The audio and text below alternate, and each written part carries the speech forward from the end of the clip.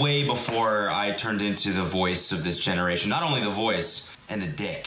Cody Ko has come out to address things on his YouTube channel. Cody Ko. All right, Cody. Let's talk about Cody Ko being in the news for 3 reasons. I started kind of hooking up with other people. Shout out JC Kalen, shout out Cody Ko. Publicly dated a teenager for like a while. He was like, publicly. I hooked up with Cody Ko when I was 17 and he was 25. You know, I don't begrudge your judgment of me by any means. Cody Ko, a Canadian-born influencer who is a self-proclaimed actor, comedian, rapper, and podcast host. Many of you may know him from his rise to fame on Vine, others from his wildly popular YouTube channels. But recently, he's been more widely known online as the guy who had a relationship with an underage Tana Mongeau. I hooked up with Cody Ko when I was 17 and he was 25. Well, it's been 7 months since Cody Ko has been called out for his indiscretions with Tana Mongeau and for dating a 17-year-old when he was 24. But now that it's a new year, I guess Cody Ko thinks it's time for him to make a comeback because he recently vaguely addressed the controversy. I don't begrudge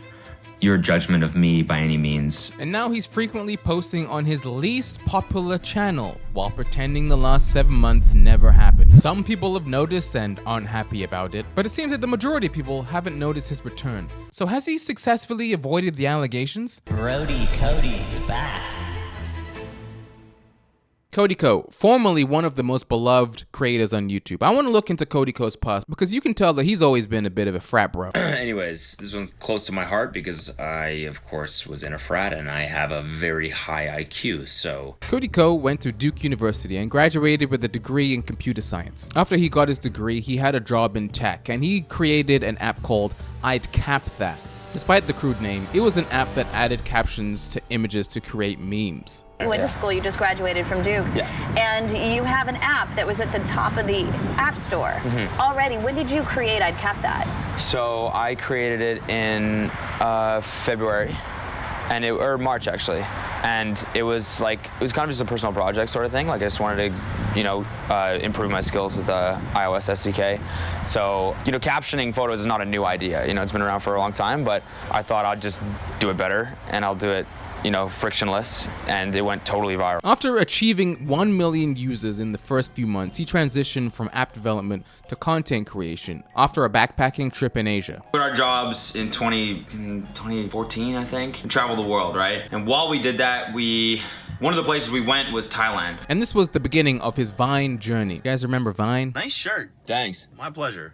You just got pleasure out of that? Oh, come on. Oh, I'm not coming on anything, man. You wanna go to the party? I don't know. Let's go to Mark, who's on the scene. Mark, it's fucking lit, Steve. Vine was an interesting app. It was founded in 2012 and bought by Twitter. And it was a place for people to share 6-second short looping clips. I personally didn't use Vine, but right before it got shut down in 2017, a lot of the popular people that did sketch comedy on Vine decided to move their content to YouTube. And it was called the Viner Invasion. Creators like King Batch, Lele Pons, Logan Paul, Brent Rivera, Gabby Hanna, Danny Gonzalez. They were some of the popular people, along with Cody Ko, that moved from Vine to YouTube in 2017. So in May of 2014, Cody Ko posted his first video, which was a Q&A. Hello, people who watch videos. Hello. But he didn't stop posting regularly until 2015 when he started making storytime vlogs. And then the storytimes turned into reaction videos and roasts. I mean, you look at this guy's page, animated avatar. That's a red flag right away. Man, Lele Pons sucks. People have done videos about her before, and I remember her stuff from Vine, but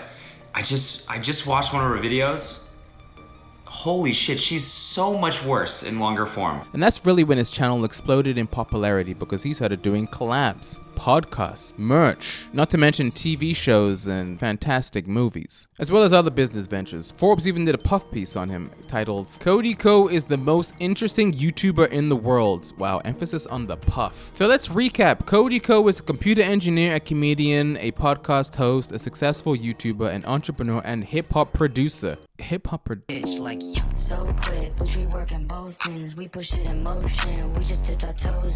Now let's talk about Tana Mongeau. High school. The most awkward, fugly 4 years of your life. Tana was born in 1998 in Las Vegas, Nevada. She dropped out of high school and struggled financially until YouTube paved the way to her success. Some of her earliest videos on her channel were a really good representation of what her channel was back then, which was rants and sometimes explicit storytime videos. So today's video is going to be a storytime video where I tell you about a fucking weird ass experience that I just had yesterday when I went and got my hair done. There's such a big fucking chance that I'm gonna get murdered after I upload this video, but there's also a bigger chance that I don't really give a shit.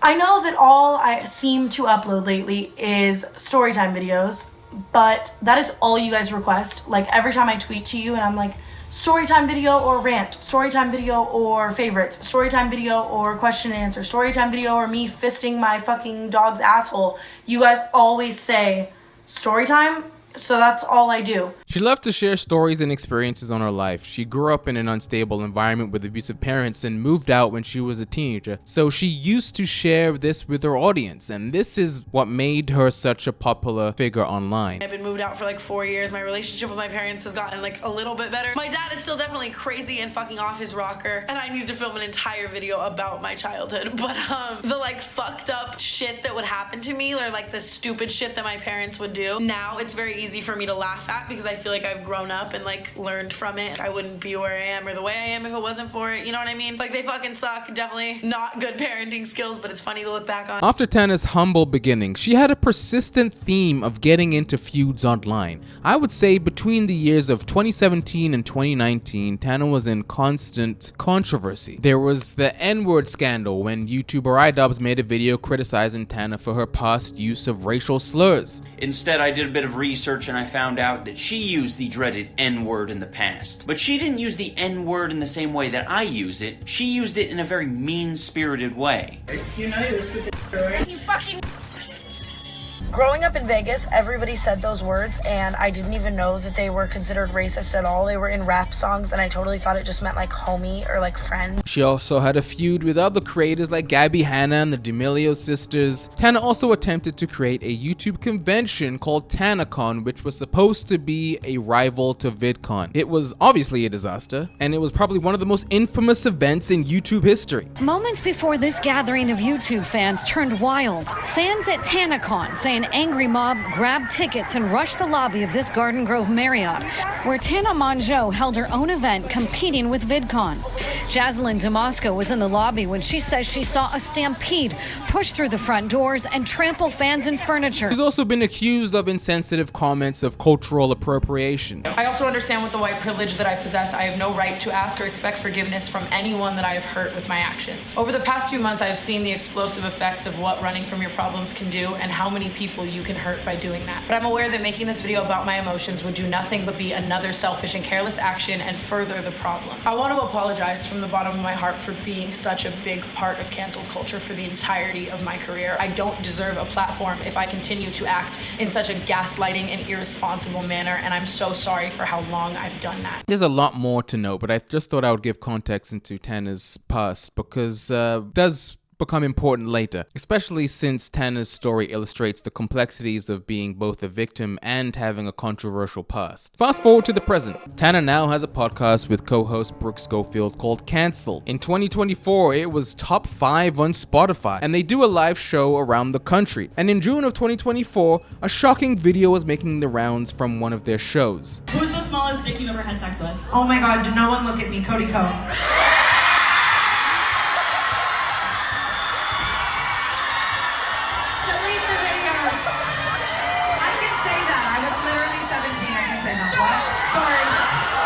Tana said that she slept with Cody Ko when she was 17. I hooked up with Cody Ko when I was 17 and he was 25. Before Tana's YouTube career, she was a fan of Cody Ko. She used to tweet admiration for Cody and his content when she was younger. Because I grew up loving him, and I think you know what I mean? Like I was just like excited and a fan, and like they collaborated on multiple videos. These are so bad. I'm honestly so surprised that he's like letting me be in this video. Like What's up guys, it's Tana Mongeau and I'm here with Tana.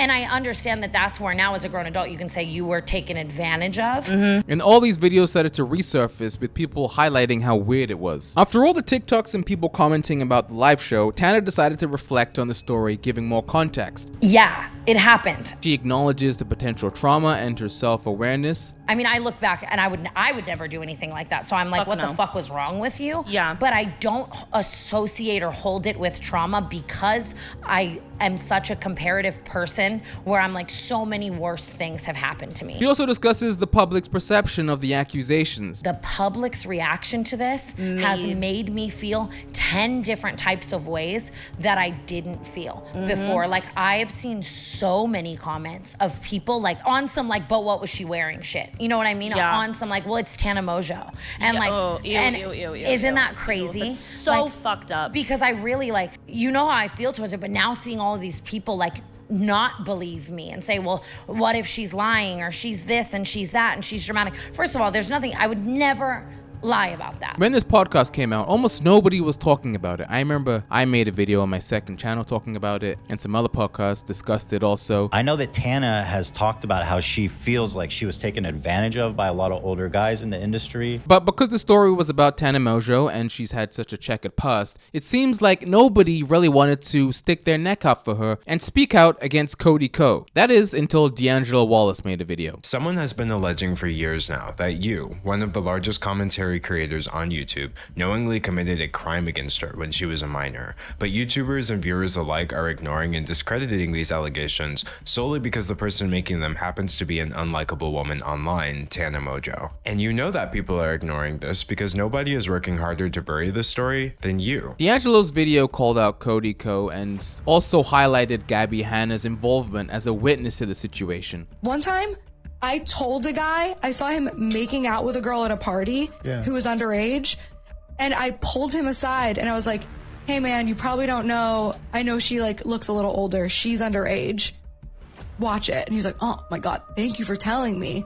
And then he turned that. There was a situation with Gabby Hanna at a Playlist Live where she pulled him aside and told him like, yo, she's 17, and then we still went and hooked up. And I can look at that and be like, why the fuck were you doing that? But there isn't a part of me, at least at 25 now. I mean, I look back and I would never do anything like that. So I'm like, what the fuck was wrong with you? Yeah. But when somebody makes an allegation and they say they have a witness, and that witness can be found telling the exact same story years before any of this came out, that's not something I can just ignore. The public went from victim blaming Tana to siding with her and her experience. Commentary channels started to talk about the story finally. Tana talked about it more with other creators. The thing that was actually really heartbreaking to me and kind of crazy to me is after it started going viral, like seeing so many people like not believing me. People started posting old videos of Cody talking about Jerry Seinfeld dating a 17-year-old when he was in his 30s. I mean, Drake had enough to at least flirt with a 16-year-old and like date one. You know what I'm saying? I don't even know. Jerry Seinfeld? Oh, fucking yeah. That shit? Yeah, you got to straight up. He publicly dated a teenager. A teenager for like a while. Took her to a baseball 16, game. 16, what, something like that? Yeah, 17. He was like publicly, and he was like 50 or something like that. It was like his 40s, late 30s or something. Okay, yeah. Feeding her hot dogs and shit. People noted the hypocrisy in his judgment in that clip because he also dated someone who was in high school, and this story broke on Reddit. More proof of Cody Ko dating a 17-year-old when he was 24. The girl on his shoulders is the girl he was dating from the Vine where he was seen kissing her. Oh, it didn't work. Kinda. Fuck. Damn it. If she was 19 on the Instagram posted May 24th, 2016, then she would have been 17 on April 13th, 2015 on the post on the right. The Vine was made public July 27th, 2015. That means Cody had been with her exhibiting dating type behavior publicly for 4 months. Who knows how long prior, when she was still 17 to emphasize. He was 24 and about to turn 25. He is demonstrating a pattern of behavior with multiple victims. His 2016 vlogs of revealing two, playing F, Marry, Kill with another teenage girl, exposing her to his R-wordist best friend, joking about prom. Cody right now, Cody 1 year ago, Cody 2 years ago. Damn it, alright, I'm gonna kill Cody now. Okay. It's like a serious I'll marry Cody when like 3 years ago, like when he wasn't like well known, you know? And like probably fuck him like the 2 year ago Cody, you know what I mean? Okay. Fair enough. Old you just got fucking laid, dude. Shout out to a year ago, me. While all of this discourse is happening online, Cody Ko was radio silent. He doesn't post anymore, but he still posts on Strava. But that's private. He keeps it private. Running from all his problems. Since we were not kidding. Since we were good running buddies, this is before I found out the stuff about you.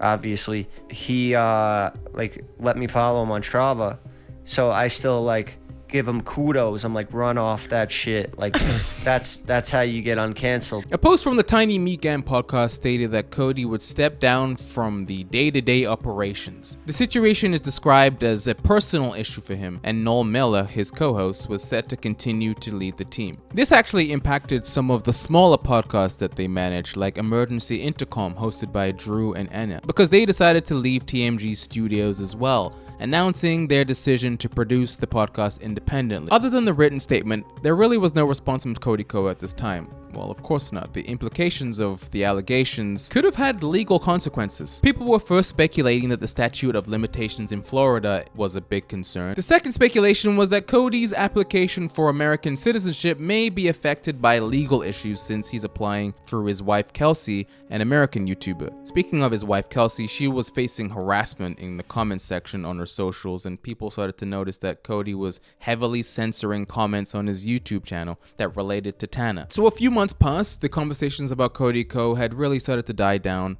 Well, that was until somebody posted on TikTok a clip of Cody Ko DJing in Vegas at the Encore Beach Club. Fist pumping to sorry in the midst of one of the biggest influencer scandals ever instead of speaking out is so the real bros of Simi Valley coded. Tana Moja even saw this and replied, Cody Ko DJing at Encore Beach Club amidst a statutory R-word allegation that he has not yet responded to. He actually had multiple shows. I thought, since I'm close by, I should check out to see exactly how he was doing. Cody Ko posted on his stories that he's going to be DJing in Las Vegas at the Encore.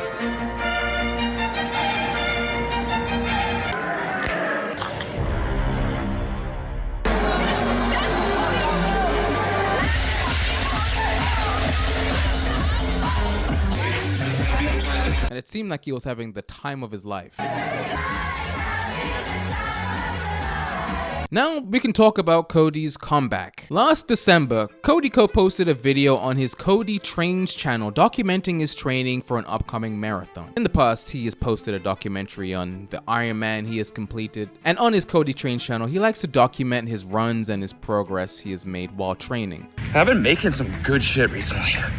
Cooking wise, I made these like squash stuffed with sausage. So on December 22nd, 2024, Cody Ko decides to post for the first time in over half a year. It was a training vlog, and then it ended with a vague response to his whereabouts and his future on YouTube. Being creative, doing this type of thing, and putting it out there is just in my DNA. I need to do it, and so I'm gonna do it. Obviously, I understand I've been offline for months, haven't made videos for, that whole time, and I also understand if your opinion of me has potentially changed over the last few months. I spent the first half of my career criticizing people and judging people online. So, I don't begrudge your judgment of me by any means. I just think all I can do right now moving forward is just try to be the best person I can be for myself and for my family, and just try to continue putting the best shit out there that I can. So that's what I'm gonna do, and if you stick around to watch it, I very much appreciate it from the bottom of my heart, truly. And so that's the plan. 3:30 marathon in March, hopefully, and you're gonna see the process. Looking now, he's posting consistently on this channel. It seems like he's trying to secretly assimilate back online with as little eyeballs as possible. With no actual explanation or apology on his main channels, people are still left in the dark. Cody Ko's lack of acknowledgement encourages his fans to engage in awful opinions. The things that I see people who are doing anything to offend him are diabolical, and Cody lets it happen by continuing to post and by not addressing it. Now people are really just debating online whether or not Cody has paid for his crimes. He lost tens of thousands of followers, he got sidelined from his companies, but he also hasn't taken any accountability for his past actions, apologized apologized or acknowledged his behavior in anything other than a vague statement. But what are your thoughts? Thank you everyone for watching this video. If you did enjoy it, leave me a comment down below. And be sure to tune in next time. Publicly dated a teenager for like a while. He's like, publicly. Like, yo, she's 17. And then we still went and hooked up. He's like, publicly.